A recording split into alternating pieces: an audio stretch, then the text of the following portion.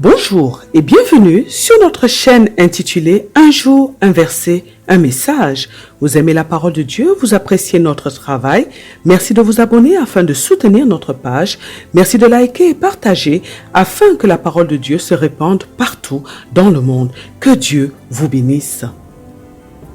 Notre passage de ce jour est tiré du livre de Proverbes chapitre 3, le verset 4.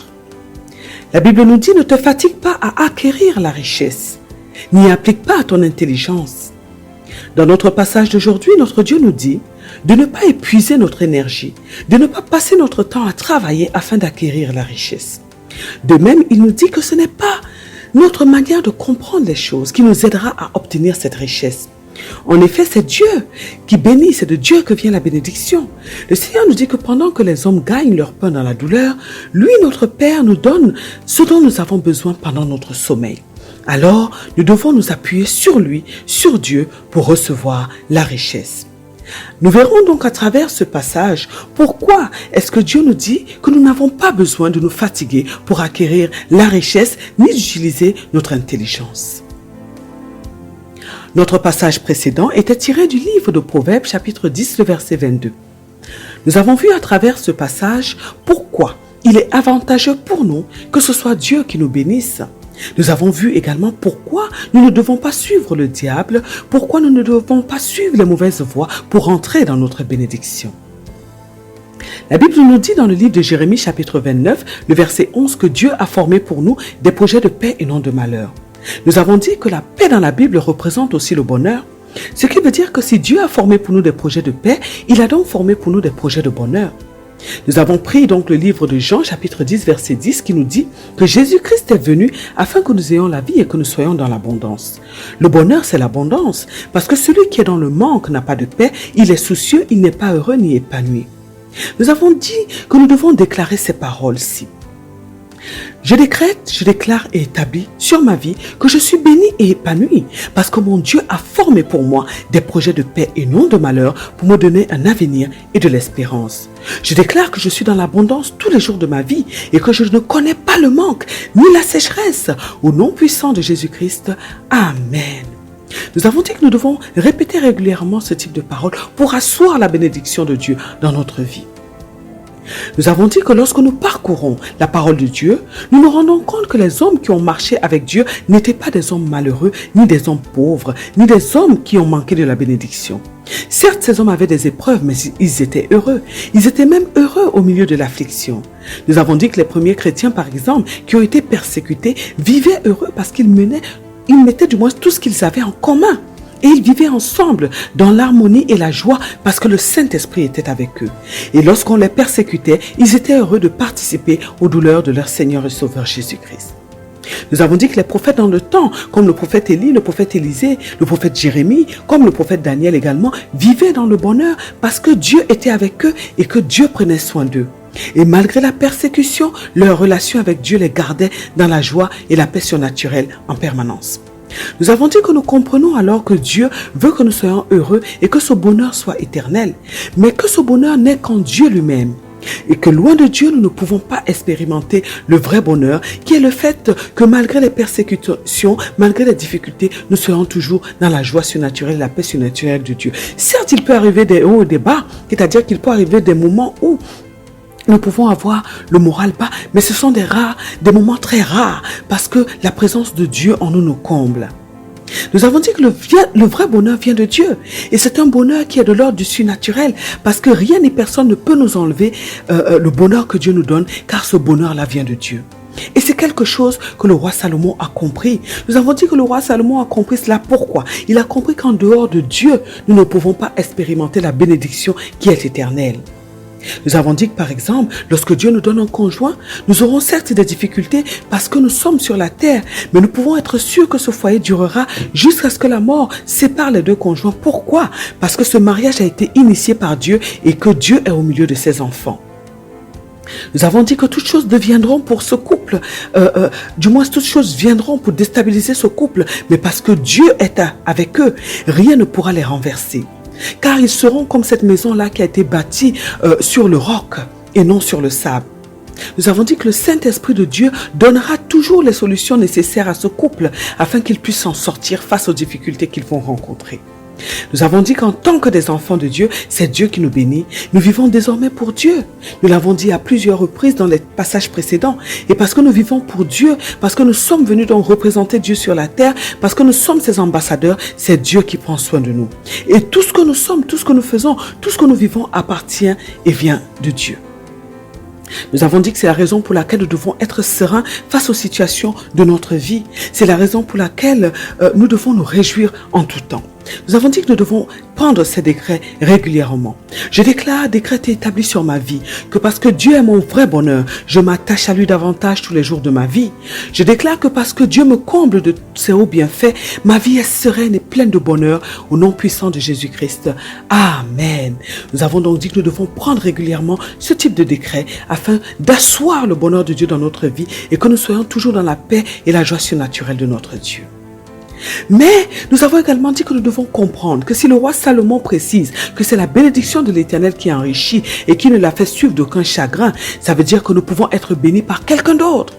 Et que par la suite, cette bénédiction donc, que nous allons recevoir de quelqu'un d'autre que Dieu peut nous apporter du chagrin.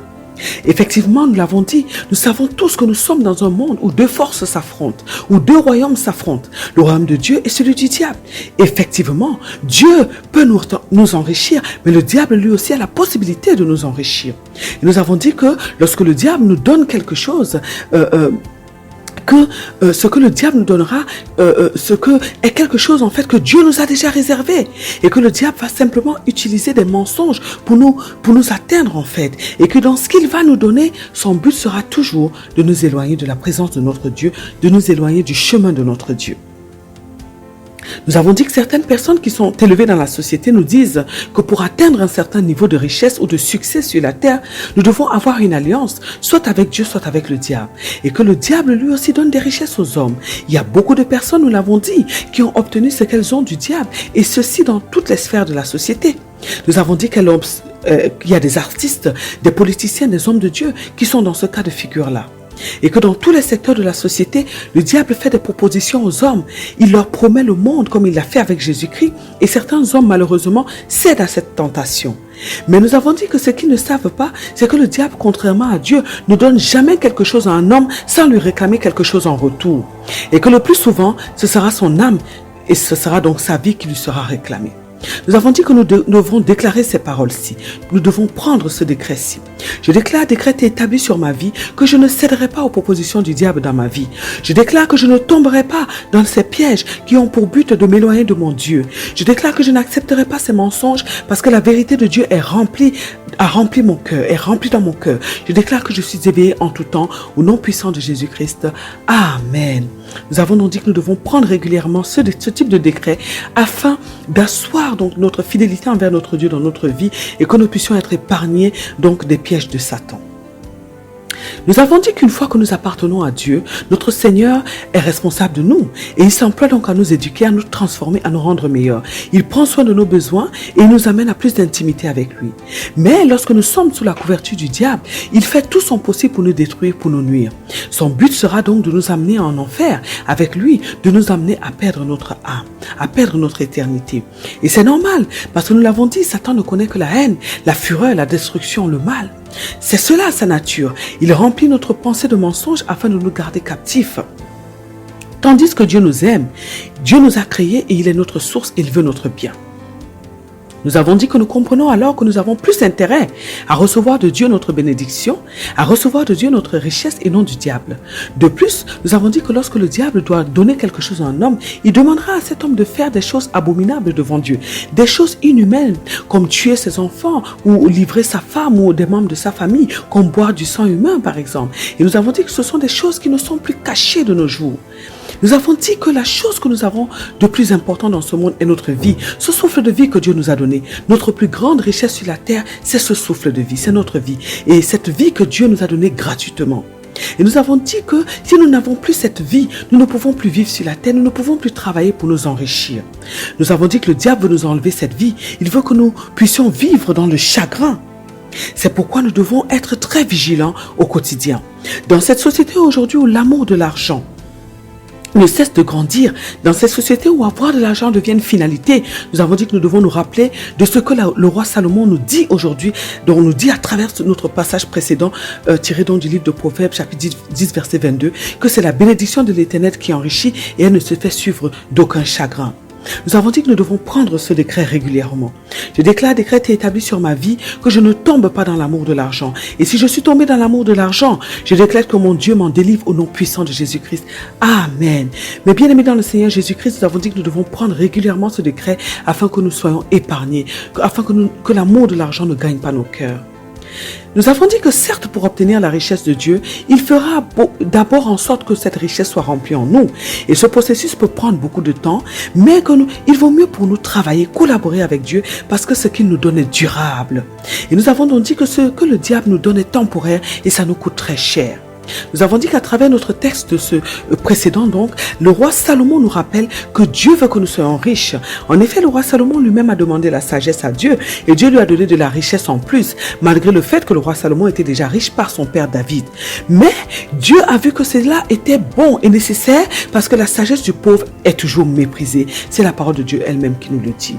Nous avons dit que Dieu sait que nous avons besoin de sa richesse sur la terre afin de le représenter valablement, le mieux possible. Que nous avons besoin de toutes sortes de richesses, la richesse financière, la richesse, le capital matériel, la richesse intellectuelle, la richesse expérimentale, la richesse sociale, la richesse spirituelle, la richesse culturelle. Oui, nous avons besoin de toutes ces richesses-là pour représenter valablement notre Dieu. Et nous avons dit que Dieu veut nous donner toutes ces richesses-là, mais afin de préserver notre vie, afin de nous préserver des tentations du diable, notre Dieu veut d'abord nous préparer à l'intérieur afin que nous puissions avoir ces richesses sans quitter le chemin de Dieu, sans abandonner notre travail pour Dieu sur la terre, sans renier Dieu par la suite, sans trahir notre Dieu. Nous avons dit que nous devons prendre régulièrement ce décret. Je déclare, décret est établi sur ma vie, que mon Dieu me comble de toutes sortes de richesses. Je déclare que je m'enrichis pour Dieu et pour son royaume. C'est pourquoi je ne m'attache pas aux richesses du monde, mais à mon Dieu. Je déclare que ma richesse ne m'éloignera jamais du chemin du Seigneur, mais qu'elle me permettra de mieux connaître et comprendre mon Dieu. Au nom puissant de Jésus-Christ. Amen. Mais bien aimés dans le Seigneur Jésus-Christ, nous avons donc dit que nous avons compris à travers notre passage précédent tiré du livre de Proverbes chapitre 10 verset 22 que notre Dieu est un Père responsable. C'est pourquoi il veut nous enrichir, c'est pourquoi il veut nous bénir. Mais nous avons également compris que notre Dieu veut d'abord nous préparer afin de nous donner cette richesse, afin que nous puissions toujours rester sur le chemin de notre Seigneur. Nous avons compris que le diable lui aussi peut nous enrichir, mais qu'il exigera toujours de nous une chose afin de nous détruire. Nous avons compris que nous devons donc rechercher la richesse qui vient de Dieu parce que cette richesse-là est éternelle. Nous avons compris qu'avec Dieu, nous serons toujours dans le bonheur, toujours dans la joie, toujours dans l'épanouissement. Alors nous avons dit que nous devons décider de nous préserver des pièges, nous préserver des propositions de Satan en matière de richesse et dans tous les domaines d'ailleurs. Donc ces propositions qui vont nous amener sur le chemin du chagrin, qui vont apporter le chagrin dans notre vie. Nous avons dit que nous devons décider de rester fidèles à Dieu en tout temps et dans toutes les circonstances afin que notre bonheur soit éternel au nom puissant de Jésus.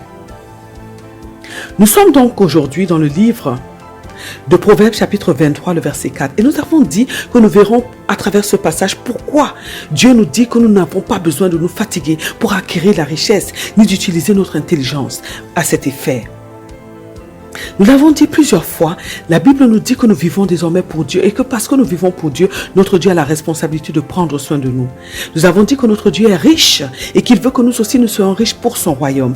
Mais que pour cela, nous devons grandir et devenir matures parce que notre Dieu est une personne qui n'aime pas le gaspillage et parce que notre Dieu ne veut pas non plus que nous puissions, à cause de l'argent, à cause de la richesse, abandonner son chemin, le chemin de notre salut. Il ne veut pas que nous puissions perdre notre âme, perdre notre éternité.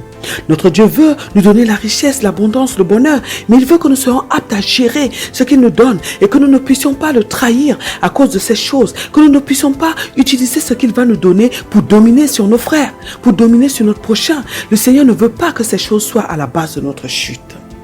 En effet, l'argent, l'abondance, la richesse révèlent véritablement le cœur de l'homme. Et beaucoup d'hommes ont signé une alliance avec Dieu pour la richesse et ils ont fini par trahir le Seigneur lorsque Dieu leur a donné cette richesse. Parce que leur cœur était corrompu. Pour ne pas faire partie de cette catégorie de personnes, nous devons déclarer ceci régulièrement. Je déclare, décrète et établis sur ma vie que je serai riche parce que Dieu veut que je sois riche. Je déclare que je serai riche, mais que je ne serai pas cupide, que je ne vais pas développer l'amour de l'argent, mais que mon cœur restera tout entier à Dieu. Je déclare que je ne laisserai rien ni personne prendre la place de Dieu dans mon cœur et que je ne trahirai jamais mon Dieu pour de l'argent ou pour la richesse au nom puissant de Jésus-Christ. Amen. Nous comprenons alors, mes bien-aimés dans le Seigneur Jésus-Christ, que nous devons d'abord devenir des personnes qui avons un cœur comme celui de Christ, un cœur qui est circoncis par Dieu, un cœur qui est immunisé par Dieu contre la cupidité, contre l'avarice, contre l'amour de l'argent, un cœur qui est tout entier à Dieu, un cœur qui ne bat que pour Dieu et dans lequel rien ne peut prendre la place de Dieu. Nous devons faire beaucoup attention, mes bien-aimés dans le Seigneur Jésus-Christ, parce que parfois nous croyons que nous sommes forts, que nous ne succomberons pas à la tentation. Mais notre Dieu nous connaît mieux que nous-mêmes et il sait si nous sommes prêts à recevoir la richesse de lui, donc venant de lui. Il sait si nous sommes capables de continuer à l'aimer malgré tout ce qu'il va nous donner et si nous sommes capables d'utiliser la richesse qu'il va nous donner pour faire avancer son royaume. Nous avons dit que Dieu a établi des principes qui vont nous permettre de devenir riches et que nous devons les appliquer si nous voulons acquérir la richesse. Mais nous devons aussi savoir que nous pouvons appliquer ces principes, mais que Dieu lui-même peut nous barrer le chemin parce qu'il ne veut pas que nous ayons cette richesse au moment où nous la voulons, car il ne veut pas nous perdre, car nous ne sommes pas assez bâtis de l'intérieur. Ce qui veut donc dire que nous devons être en accord avec Dieu afin de recevoir la richesse de Dieu. L'or et l'argent appartiennent à Dieu et Dieu donne ces choses, cet or, cet argent, cette richesse à qui il veut. Le diable lui aussi propose ces choses aux hommes, nous l'avons déjà dit, parce qu'il les a obtenus de nos ancêtres par Adam et Ève à travers la ruse. Notre Dieu veut donc nous voir riches. Il veut nous voir dans l'abondance, mais il veut également décider de nous donner la richesse au moment où nous sommes assez matures pour la recevoir, au moment où lui-même il estime que nous sommes prêts à la recevoir, au moment où il estime que nos cœurs sont disposés, nos cœurs sont assez bâtis, nos cœurs sont assez circoncis pour recevoir cette richesse. Et lorsque nous sommes à cette étape où nos cœurs sont préparés, nous devons comprendre que nous ne devons pas nous agiter, nous ne devons pas nous tuer au travail, nous ne devons pas chercher des moyens inappropriés pour acquérir cette richesse. Une fois que nous avons reçu une parole de Dieu qui nous dit que Dieu nous rendra riches, nous devons simplement suivre les instructions de Dieu. Ça veut dire que Dieu doit nous donner une parole. Ça veut dire que Dieu doit nous donner l'assurance. Oui, la parole de Dieu nous donne déjà l'assurance, mais nous devons nous rapprocher de Dieu pour avoir une parole de Dieu qui va nous accompagner tout au long du processus et qui va renforcer cette assurance dans nos cœurs. En effet, le Seigneur lui-même nous guidera par son Esprit Saint et nous donnera toutes les informations nécessaires qui nous mèneront à la richesse. Le Seigneur nous formera lui-même de sorte que nous soyons prêts et aptes à obtenir, à gérer et à distribuer cette richesse qu'il va nous donner. Répétons, prenons ce décret régulièrement. Je déclare, décrète et établis sur ma vie que j'attendrai le moment de Dieu, le moment propice pour aspirer à la richesse. Je déclare que je recevrai des instructions de Dieu et que je les appliquerai à la lettre, ainsi elles me mèneront à la richesse. Je déclare que je me soumettrai à la formation que mon Dieu me donnera afin que je sois prêt et apte à obtenir, gérer et distribuer la richesse que Dieu me donnera au nom puissant de Jésus-Christ. Amen. Nous devons prendre régulièrement ce décret afin que nous puissions être aptes et prêts à recevoir la formation de Dieu et à appliquer les principes, à appliquer les instructions que Dieu nous donnera et pour pouvoir recevoir cette richesse, pour rentrer dans cette richesse. La Bible nous dit que c'est la bénédiction du Seigneur qui enrichit. En effet, c'est Dieu qui nous bénit. C'est lui qui bénit nos entreprises et nos entreprises ayant reçu la bénédiction de Dieu prospèrent. La Bible nous dit que tout ce que Joseph touchait fleurissait parce que la faveur de Dieu était avec Joseph. En effet, lorsque la faveur de Dieu accompagne un homme, une personne, tout ce que cette personne fait réussit. La faveur est une grâce particulière.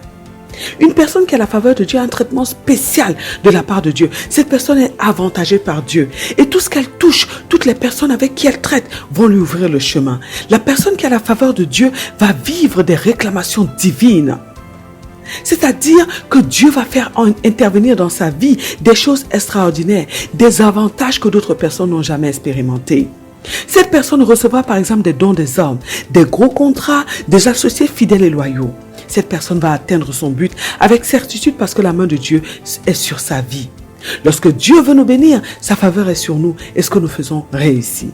Lorsque Dieu veut voir un homme riche, il lui donnera des idées que cette personne va exploiter. Et pendant que cette personne va exploiter ses idées, la faveur de Dieu va l'accompagner. Et tout ce qu'elle fera va lui réussir. Les hommes seront attirés parce que cette personne va faire, parce que Dieu lui-même sera avec cette personne.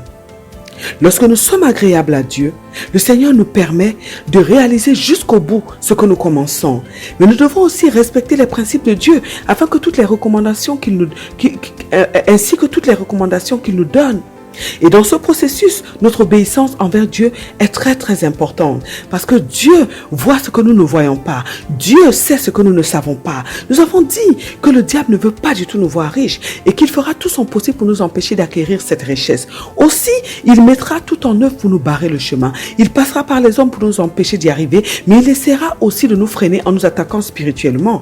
C'est pourquoi nous devons donc être très attachés à Dieu, Dieu qui seul peut nous protéger. Nous devons également entendre Dieu et suivre ses directives à la lettre pour échapper au piège du malin. Prenez régulièrement ce décret. Je déclare, décrète et établis sur ma vie que la faveur de Dieu m'accompagne dans tout ce que j'entreprends. C'est pourquoi je réussis toujours. Je déclare que je ne tombe pas dans les pièges du diable qui veut m'empêcher d'acquérir la richesse, mais que j'obtiens cette richesse de Dieu en suivant ses instructions. Je déclare que partout où je suis, les portes fermées s'ouvrent en ma faveur et les personnes que je rencontre m'accordent tout ce que je demande au nom puissant de Jésus-Christ. Amen. Mais bien aimés dans le Seigneur Jésus-Christ, prenons régulièrement ce décret afin d'asseoir la faveur de Dieu dans notre vie. Nous comprenons alors que Dieu veut nous rendre riches et que nous n'avons pas besoin de nous agiter ni de nous fatiguer pour acquérir la richesse de Dieu, à travailler, à nous épuiser. Non, nous n'avons pas besoin de ces choses car c'est Dieu qui nous donnera les directives, les instructions que nous allons appliquer pour acquérir cette richesse. C'est la richesse, certes la richesse est importante, mais notre âme est plus importante pour notre Dieu. Le Seigneur veut que nous puissions d'abord travailler sur notre âme, que nous puissions d'abord devenir des hommes et des femmes à l'image de Christ avant de recevoir la richesse, l'abondance, l'argent, tout ce dont nous avons besoin pour faire avancer son œuvre. Nous avons vu que même notre Seigneur Jésus-Christ a eu un temps de préparation avant de commencer sa mission. La préparation est vraiment essentielle et elle nous permet d'atteindre nos objectifs. Nous devenons riches pour Dieu et pour faire avancer le royaume de Dieu. Et nous devenons riches dans le cadre du travail que Dieu nous a assigné sur la terre. Aussi, nous devons nous préparer comme il se doit, comme il faut, afin que nous puissions accomplir ce travail jusqu'au bout, comme Dieu le demande. Notre Dieu nous dit, à travers le passage d'aujourd'hui, tiré de Proverbes chapitre 23, le verset 4, qu'il veut nous voir riches, mais que nous devons nous laisser conduire par lui pour acquérir cette richesse et qu'elle soit durable. Le Seigneur nous dit qu'avec notre intelligence, c'est-à-dire notre manière de comprendre les choses, nous ne pouvons pas parvenir à acquérir cette richesse sans risquer de perdre notre âme. Parce que l'homme avec son intelligence croit que pour devenir riche, il doit se tuer à la tâche. Il croit qu'il doit mettre de côté sa famille et même ses loisirs. Il croit qu'il doit courir derrière la richesse, alors que c'est la richesse qui doit courir derrière les enfants de Dieu, car cette richesse appartient à Dieu et donc à nous qui sommes les enfants de Dieu. Alors, mes bien-aimés dans le Seigneur Jésus-Christ, nous devons suivre les instructions de Dieu et nous verrons que nous n'aurons pas besoin de nous fatiguer ni de courir pour obtenir la richesse. Alors, mes bien-aimés dans le Seigneur Jésus-Christ, décidons aujourd'hui d'attendre le temps de Dieu, le temps propice pour chercher la richesse, du moins pour nous approcher de Dieu, pour lui demander cette richesse. Décidons de consulter Dieu dans un premier temps pour savoir si le temps est favorable. Rappelons-nous de l'enfant prodigue qui était encore immature et qui s'est rapproché de son père pour demander sa part de richesse. Et nous avons vu ce qu'il a fait avec cette richesse. Nous avons vu que par la suite, il est revenu vers son père pour se repentir et afin que son père le reprenne. Alors que cette histoire nous serve de leçon et que nous ne puissions pas agir de la sorte. Décidons d'écouter les instructions de Dieu, de rester attachés à Dieu afin que ce soit notre Seigneur lui-même qui nous mène à la richesse et que cette richesse nous soit profitable au nom puissant de Jésus-Christ. Prions, mes bien-aimés, afin que Dieu nous donne la capacité d'être conscients que sans lui, sans notre Dieu, nous ne pouvons pas acquérir la richesse et en profiter comme il se doit. Prions afin que Dieu nous donne la capacité de suivre son processus de croissance, afin que nous soyons prêts lorsque le temps de Dieu viendra pour nous enrichir. Prions afin que Dieu nous donne la capacité de travailler durement, parce que Dieu aime le travail. Nous devons donc prier pour que Dieu nous donne cette capacité de travailler, parce que tout compte fait, nous devons travailler, afin que tout ce que nous allons faire soit pour la gloire de Dieu, au nom puissant de Jésus-Christ, notre Seigneur. Amen. Que Dieu vous bénisse éternellement, qu'il bénisse vos familles et à très bientôt sur notre chaîne. Un jour, un verset, un message.